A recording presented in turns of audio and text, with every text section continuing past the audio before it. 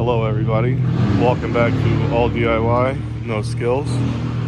So it is October 2nd, we are 1 month after our overseeding, and as you can see, grass grew in nicely.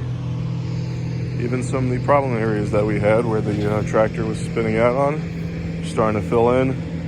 If they don't fill in by the end of this season, then next spring, I'll come back, aerate those spots, seed them again, and we should be fine. But as you can see, the lawn is nice, thick, healthy, nice dark green from the liquid fertilizer and the liquid iron that we put on last week. And you can tell the difference where the application was in my yard and the neighbor's yard.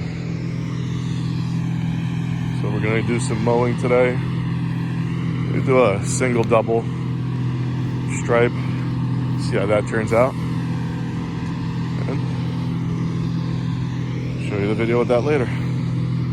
Thanks again, take care.